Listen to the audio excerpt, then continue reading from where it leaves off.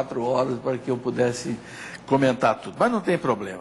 Eu quero lembrar que dia 10 de maio, a Obra de Maria com a Canção Nova estão fazendo uma peregrinação a Turim, porque vai estar exposto o Santo Sudário de Cristo. Depois de 10 anos, o Papa autorizou a exposição do Santo Sudário de Cristo, que fica lá na cidade de Turim, na Itália. Então, haverá uma peregrinação.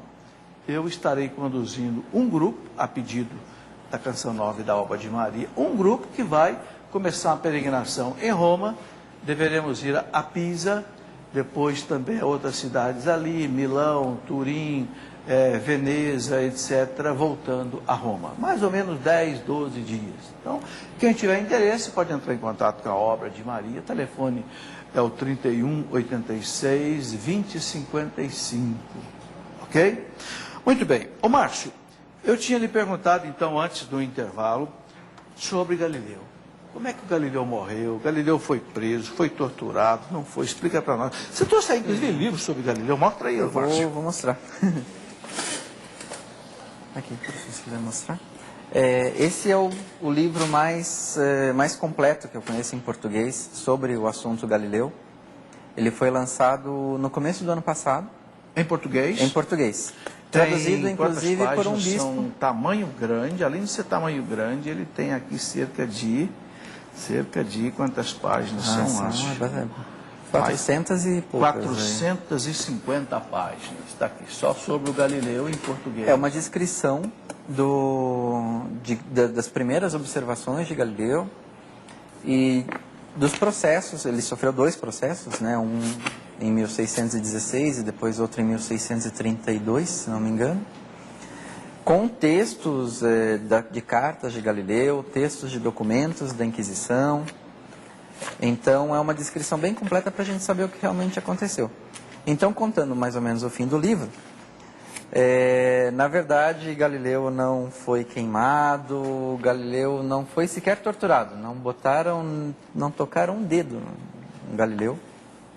Inclusive, quando ele teve que ir a Roma para depor num processo, ele não ficou nos aposentos que normalmente se usavam para os processados pela Inquisição. Ele ficou em outros aposentos de autoridades da igreja, mais confortáveis. Mas o que aconteceu no segundo processo de Galileu é que a ordem de 1616 era que Galileu não defendesse mais o copernicanismo, que é a teoria de que a Terra gira em torno do Sol. Um pouco antes de 1600, do segundo processo de Galileu, foi eleito Papa um cardeal que era simpático ao Galileu. Se não me engano, o cardeal Barberini, que se tornou Urbano VIII. E Galileu sentiu que naquele momento ele teria um pouco mais de liberdade por ter no Vaticano alguém que era simpático a ele. Ele conseguiu então do Papa uma autorização, digamos, para escrever uma obra, mas que não era para ser uma defesa do copernicanismo.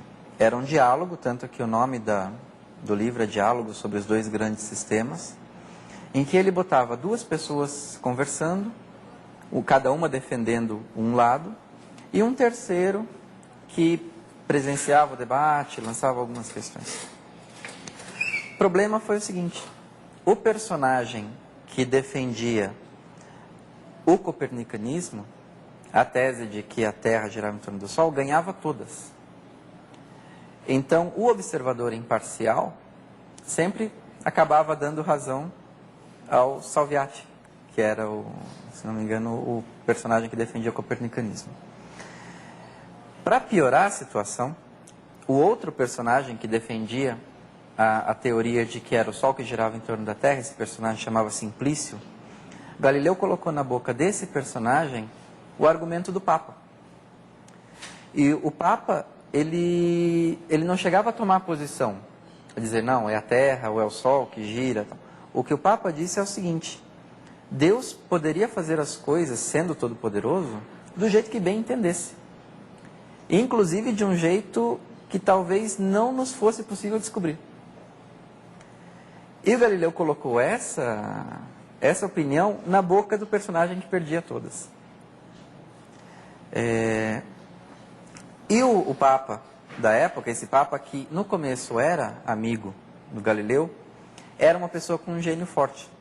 Assim como o próprio Galileu. Galileu arrumou muitos problemas com colegas cientistas até, por causa de gênio forte. Ele respondia, ele levava as críticas ao seu trabalho como críticas pessoais, escrevia cartas de réplica, usando muita ironia.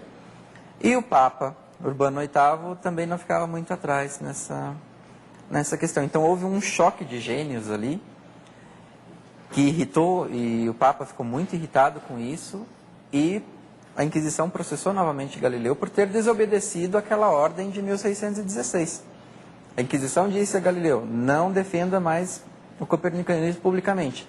E ele escreve um livro que, em teoria, é para ser um livro imparcial, mas que bastava ler ali para ver que, na verdade, era uma defesa. Né? E por isso Galileu foi condenado à prisão domiciliar. Então, ele ficou recluso na sua própria casa, onde ele morreu, perto de Florença. Morreu em paz com a igreja, morreu de causas naturais. Morreu em paz com a igreja, recebeu os últimos sacramentos. E nunca Galileu foi uma pessoa que quis embate com a igreja. Pelo contrário, há uma carta que ele escreveu, em que ele dizia o seguinte: eu quero convencer a igreja de que a minha teoria é correta, porque eu quero, não com essas palavras, mas eu quero que a igreja esteja na vanguarda também no campo científico. Eu quero honrar a igreja, porque ela vai estar adiante de todo mundo nessa questão. Ok, Márcio, essa questão do Galileu é complexa. Neste livro, para entender a Inquisição, como Galileu foi julgado pela Inquisição, eu coloquei um capítulo, o caso Galileu Galilei. Né? Quem não tiver oportunidade de ler um livro inteiro sobre Galileu, que leia pelo menos um capítulo sobre Galileu. Entende? Para estar informado. Para você não ser como muito universitário que ainda hoje pensa que Galileu morreu na fogueira. Galileu morreu de morte natural, recebendo os sacramentos da igreja, nunca foi torturado, esteve preso em prisão domiciliar. Né? Então, o caso de Galileu está relatado aqui, tem este livro em português do Galileu que ele mostrou. O importante, jovem, que me ouve, que me vê, você que é universitário, estude. Não seja vaquinha de presépio. Maria vai com as outras. Estude. É verdade o que esse professor está dizendo? Onde é que está a verdade? A verdade vos libertará. Ok? Juliana, perguntas para o Márcio, por favor. Aceitar a teoria do que o homem possui um ancestral em comum com os símios traz algum dano à fé católica? Olha, boa pergunta. Aí a gente entra no tema da evolução, que é outra questão que, se nós tivéssemos mais tempo, nós iríamos debater aqui hoje. O que acontece é o seguinte, até a pergunta foi muito bem feita, porque quando a gente fala em evolução, as pessoas costumam dizer, o homem veio do macaco. Não é que o homem veio do macaco, é que o homem e o macaco têm um ancestral em comum. Que houve diferenciações aí, com mutações, e tomaram rumos diferentes, né, 2 ramos. E ano passado foi um ano muito importante para esses debates sobre evolução, porque se comemoraram os 200 anos do nascimento de Charles Darwin,